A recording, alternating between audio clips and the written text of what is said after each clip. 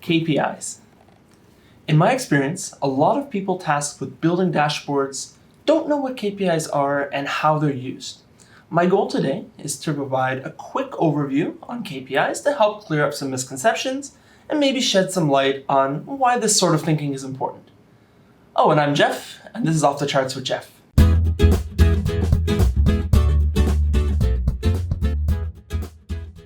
So just a quick caveat before we start. This is going to be as crash course as it gets, since really understanding KPIs and choosing them and implementing them would take a textbook of knowledge in itself. My goal is to simply clear up some definitions, help you understand what is and what isn't a KPI, and also be in mind that there are some conflicting definitions out there, and those are fine to use. If you've learned differently, please don't beat me up because there are slightly different definitions out there. This has happened before. So let's get right into it. If you have two dashboards, the first one is filled with the results of all your business processes. These can include revenue, marketing bounce rate, page views, lead conversion rates, employee retention, customer satisfaction, and so on. A manager looking at these can certainly glean useful information from the examples that I've given. And these are all the results of various activities. These are what you would call key results indicators, KRIs, and are not KPIs. And they tell you that there's a problem or not, and they give you a chance to review your processes to make a change. The best that you're going to get with this kind of dashboard full of KRIs is the ability to potentially re-engineer a few of your processes to do better. Of course, you won't know and if you've done better until quite a bit of time has passed and all the new results are in. We're basically looking back and realizing whether we're off course or not, and these numbers are set in stone. It's too late to change them once I'm viewing them. It's viewing a history.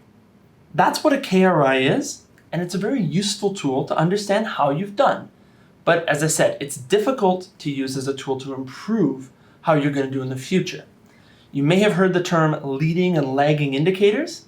KRIs are lagging indicators. They take the processes that you have, the activities you've done, and tell you how you're doing. Now let's take a completely different concept.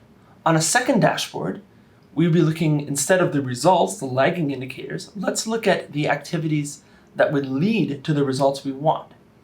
We have meetings booked with a decision maker. We have new marketing content, proof of concepts won, demos completed, absenteeism. They exist for all departments. These metrics are tracking the activities that we know we need to do in order to meet our goals. These are our KPIs, or key performance indicators. With a KPI, we track critical success factors in an established process in real time to make sure things don't go off the rail. Think of it as measuring the steps in a critical success factor to meet objectives. Essentially, if you focus on your KPIs, you're going to dramatically increase your performance. There's a really famous example of the success of KPIs done by British Airways in the 1980s. Senior officials wanted to turn around the company, and they tried to do this by focusing on a single KPI, and that was the timely arrival and departure of planes.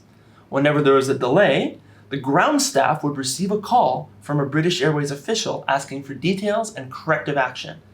And as the ground staff, you can imagine that they would do whatever it is in their power to avoid getting these awkward calls.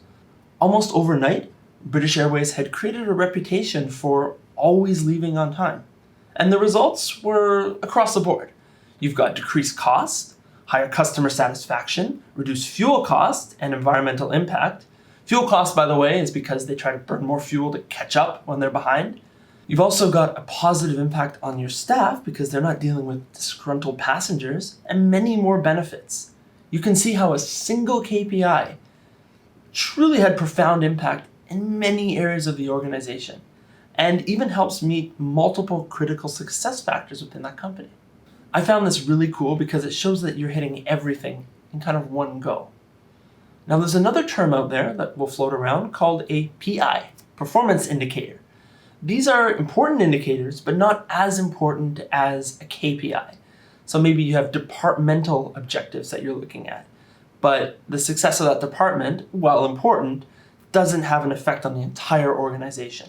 The best dashboards that you're going to find are filled with PIs, performance indicators, and KPIs. Revenue, as I showed you before, is an example of a KRI. But remember that KRIs are not predictors. So let's look at KPIs from a few different angles.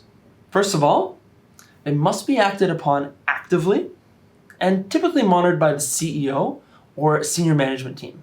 And when I mean actively, this is a daily look. If you're building a KPI dashboard for someone in middle management, this is probably a red flag, as they're probably not in a position to enact changes that span the entire organization.